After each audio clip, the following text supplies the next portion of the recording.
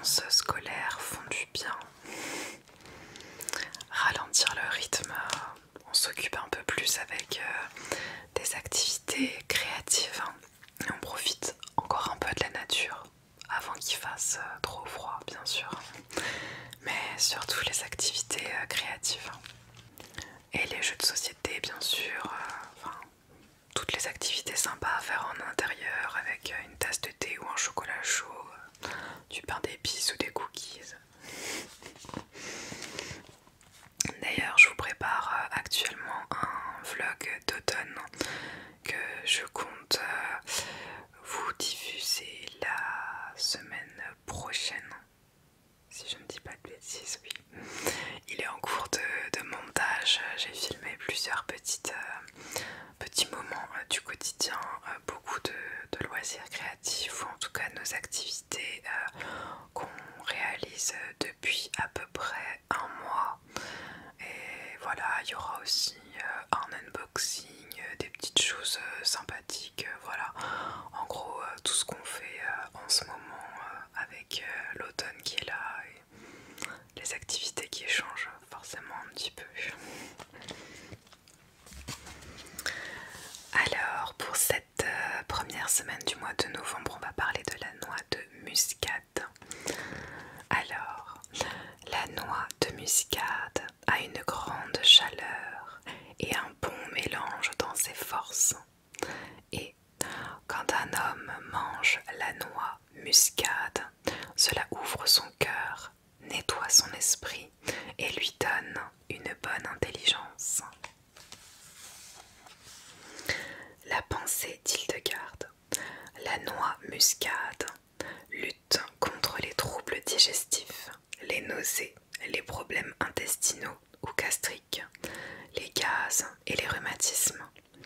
En cataplasme dans de l'argile, la poudre de noix muscade soigne l'eczéma, entre autres problèmes cutanés. Il ne faut toutefois pas dépasser la dose d'une pincée par personne et par jour. Donc voici à quoi ressemble la plante et la noix coupée en deux. Donc déjà là, vous avez la plante. Et ensuite, on a la noix coupée en deux.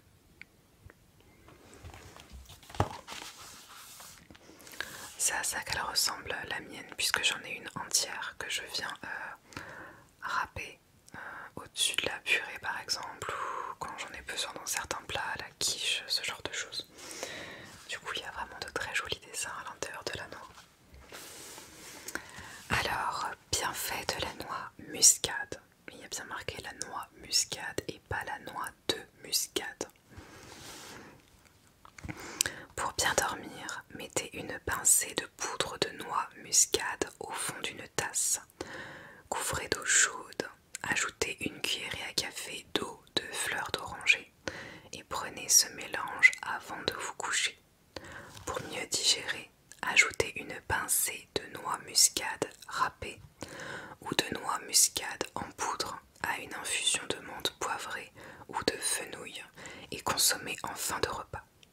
En cas d'acné, mélangez une cuillerée à café de noix muscade en poudre et une cuillerée à café de miel et appliquez cette pâte sur les boutons. Laissez poser ce masque 20 minutes puis rincez à l'eau claire. Le conseil santé de la semaine. La noix muscade contient un corps gras solide. Le beurre de muscade, riche en myristicine. Celle-ci est responsable des vertus hallucinogènes de la noix muscade et peut, à forte dose, provoquer des troubles neuropsychiques. Je ne savais pas du tout qu'il y avait ce genre de vertus dans la noix muscade, donc vraiment ne pas en abuser. La noix muscade contient aussi des lignanes, des tanins et de l'amidon. Ses capacités aphrodisiaques proviennent de la dopamine et d'autres composants qui dilatent les vaisseaux sanguins. Elle doit être consommée en petite quantité. L'absorption de l'équivalent de 3 noix entières peut être mortelle. Elle entraîne des nausées, des angoisses avec palpitations, des diarrhées, une dilatation des pupilles, puis des hallucinations. Il ne faut pas en consommer pendant la grossesse ni l'allaitement. Alors ça je savais vraiment pas du tout, et pourtant c'est une noix, j'ai envie de dire une épice.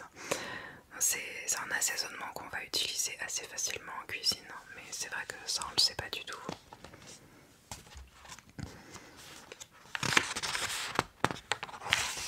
C'est plutôt enrichissant. Et là j'ai reconnu le gingembre. On va voir. Oui c'est ça. C'est à chaque fois sur le gingembre. Donc on peut le voir en haut.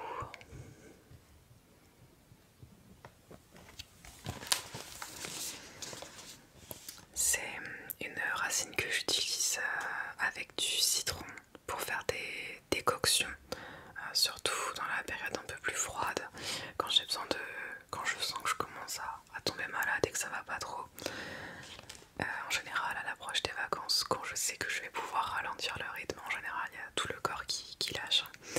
Et du coup j'ai une décoction du livre Happy Plant avec du gingembre frais, du citron et du miel. Et quand je bois cette décoction, en général, entre avant de la boire et une fois que je l'ai bu, c'est le jour et la nuit en fait. Avant je suis toute patraque, je suis pas bien, et une fois que je l'ai bu, c'est genre la potion dans Astérix Obélix quoi. Ça a un bon effet sur moi. Alors, celui qui est sec est déjà bien affaibli, qu'il réduise du gingembre, donc la racine, en poudre et en prenne à jeun dilué dans une soupe, mais en petite quantité. Il peut aussi en manger sur du pain et il ira mieux, mais aussitôt qu'il ira mieux, il ne doit plus en manger de peur de subir quelques dommages. Bon après moi j'en prends que quand je vais pas bien parce qu'en fait c'est tellement puissant. Dès qu'on va boire une gorgée vraiment ça arrache tout sur son passage. J'en ai mis une fois dans une poêlée de légumes, hein. Je l'ai pas refait 2 fois, surtout avec les enfants quoi. Donc là on aura la pleine lune le mardi 8, hein, donc la pleine lune du mois de novembre. La pensée d'Hildegarde. La moniale a mentionné le gingembre dans de nombreuses recettes en usage interne ou externe. Il est, selon elle, l'un des médicaments les plus puissants pour renforcer les défenses de l'organisme. Hildegarde l'utilise notamment dans l'élixir de lentilles d'eau, une recette à base de vin blanc, de miel, de cannelle et de lentilles d'eau qui a pour but d'éviter la précancérose, c'est-à-dire le stade antérieur au cancer. Il est aussi utilisé dans les phases post-opératoires pour éviter les récidives possibles. Hildegarde utilise également le gingembre pour une recette de biscuits laxatifs. Elle ne le recommande toutefois pas en tant qu'épice, car selon elle, il ne sert qu'à exciter l'appétit, à faire grossir et à rendre glouton. Alors, biscuits laxatifs au gingembre. Dans un saladier, mélangez 12 g de poudre de racine de gingembre, 6 g de poudre de racine de bois de réglisse, 4 g de poudre de racine de sédoère, 22 g de sucre de canne et 3 g de fine farine d'épeautre. Ajoutez un peu d'eau pour confectionner la pâte. Pétrissez le tout avec la poudre, puis mettez au four à 160 degrés pour environ 25 minutes. En cas de constipation, prenez chaque jour un biscuit à jeun avant de vous lever. Selon Hildegarde, ces biscuits sont indiqués notamment pour les calculs biliaires, l'inflammation de la vésicule biliaire, les maux de tête, les affections des reins et les maladies de la peau comme l'eczéma et l'acné. En raison de la présence de réglisse, cette recette ne convient pas aux hypertendus. C'est le moment pour vous prévenir, comme à chaque fois, qu'il ne faut pas tester toutes les recettes sans être bien renseigné avant. Surtout si vous avez certaines contre-indications alimentaires, allergies ou autres soucis de santé. Surtout renseignez-vous avant de tester.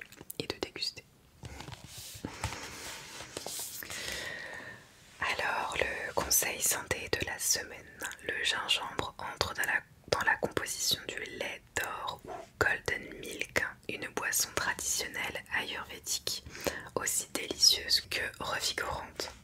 Voici la recette. Versez 15 centilitres de lait de coco bio dans une casserole. Ajoutez-y une cuillère à soupe de curcuma en poudre et une cuillerée à café de gingembre en poudre. Mélangez jusqu'à l'obtention d'une pâte lisse et homogène. Retirez du feu juste à ébullition. Ajoutez une cuillerée à café de miel et un peu de poivre. Servez et buvez bien chaud.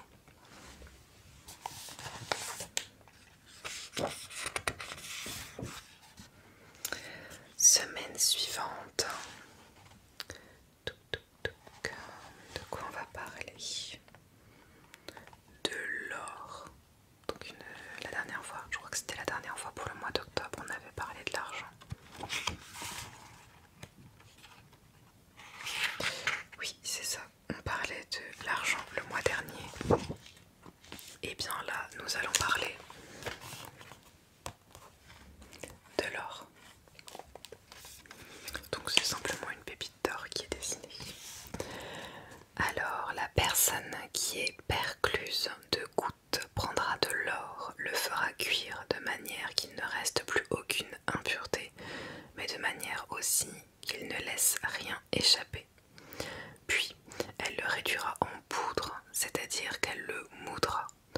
Ensuite elle prendra un peu de fleur de farine, une demi-poignée, la pétrira avec de l'eau et ajoutera à la pâte de la poudre d'or, le poids d'une petite pièce de monnaie.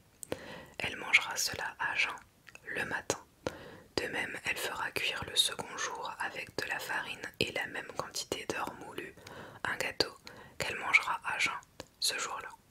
Le gâteau ainsi préparé et mangé consommera en elle, au fil du temps, la goutte. D'accord. La pensée d'Hildegarde. L'or tient une place très importante dans la médecine hildegardienne. Elle propose une cure d'or à base de comprimés d'or, de farine d'or et de vin d'or.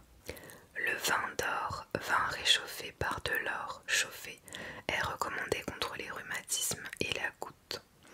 La farine d'or, quant à elle, constitue une panacée pour conserver et recouvrer la santé. Elle est également conseillée contre les rhumatismes et la goutte. Cure d'or de 2 jours. Le premier jour de cure, prenez un paquet de poudre d'or de 0,6 g. Vous en trouverez sur des sites spécialisés. Malaxez-le avec 2 cuillerées à soupe de farine d'épeautre et un peu d'eau pour en faire une pâte que vous absorberez crue le matin à jeun. Le second jour, préparez une pâte avec les mêmes ingrédients. Donnez-lui la forme d'un biscuit et faites-la cuire environ 10 minutes au four à 180 degrés environ. Ce biscuit sortant du four est également à consommer le matin à jeun, comme la pâte crue la veille, environ une demi-heure avant le petit déjeuner. Le conseil santé de la semaine. L'or est impliqué dans l'inflammation via la synthèse du cortisol. Dans le cadre de l'oligothérapie, il est utilisé dans la prise en charge des rhumatismes inflammatoires. Il est aussi anti-infectieux et stimule le tonus général. Il aide en effet l'organisme à résister à la fatigue, qu'elle soit liée au stress ou aux infections. Contre les rhumatismes, l'or est souvent associé au cuivre. En cas de fatigue résiduelle ou de convalescence, l'action de l'or est renforcée avec le sélénium. On utilise aussi souvent, après un épisode post-infectieux, l'association cuivre-or-argent.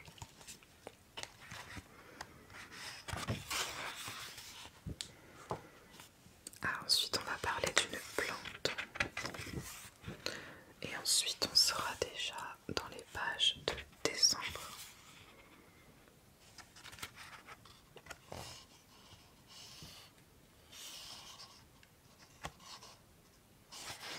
Oui.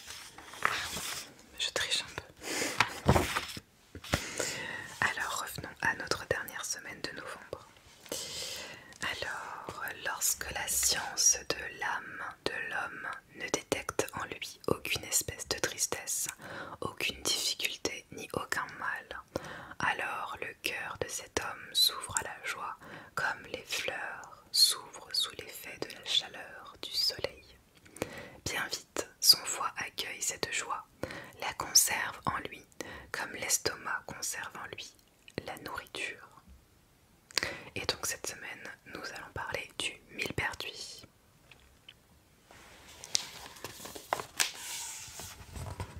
Absent. Elle est là en bas du coup. Et du coup, en haut, on peut voir une tasse avec quelques fleurs. Et on aura la nouvelle lune cette semaine, en plein milieu, donc le mercredi. La pensée d'Hildegarde. Une fois de plus, Hildegarde nous montre combien la pleine santé fait partie d'un processus holistique, corps et esprit. La moniale fait toujours référence au psychisme, car elle considère que rien n'agit uniquement sur le physique et que beaucoup de remèdes ne sont efficaces sur le corps que via le mental.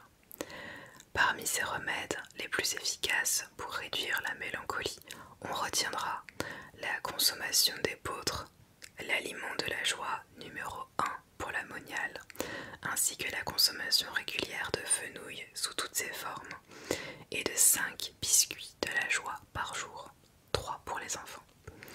Elle recommande également de fixer intensément une pierre d'onyx, puis de la placer dans la bouche. Il y a des choses parfois qui sont quand même surprenantes. Infusion de millepertuis, aussi appelée herbe de la Saint-Jean, car c'est au moment du solstice d'été qu'elle fleurit. Le millepertuis est recommandé en tisane en cas de déprime. Pour préparer une tisane, ajoutez 1 à 2 cuillerées à café de fleurs séchées de millepertuis dans une tasse d'eau frémissante. Laissez infuser 10 minutes. Buvez 1 à 2 tasses par jour en cure de 28 jours. Le conseil bien-être de la semaine. Certaines fleurs de Bach se révèlent particulièrement efficaces en cas de déprime et baisse de morale.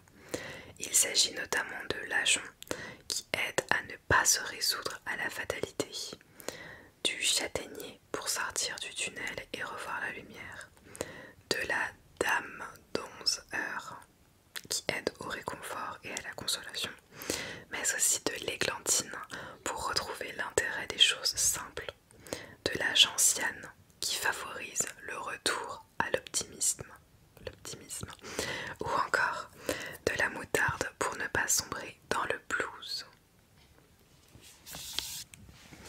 Donc ça c'est tout ce qu'il y a en fleurs de Pâques. Et du coup, le dimanche 27 novembre, ce sera le premier dimanche de l'Avent.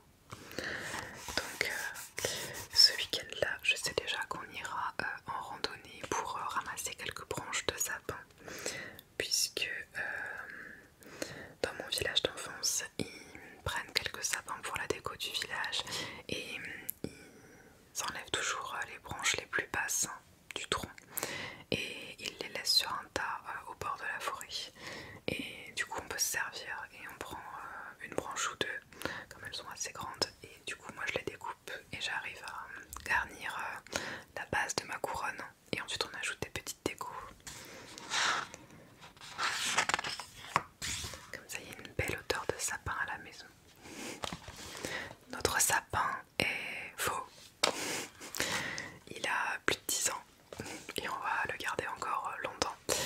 Mais par contre la couronne de l'Avent, c'est la seule chose avec du vrai sapin qui sent bon la résine et tout à la maison. Donc, on fera ça ce week-end là et en général on décore aussi le sapin et la maison à ce moment là. C'est notre week-end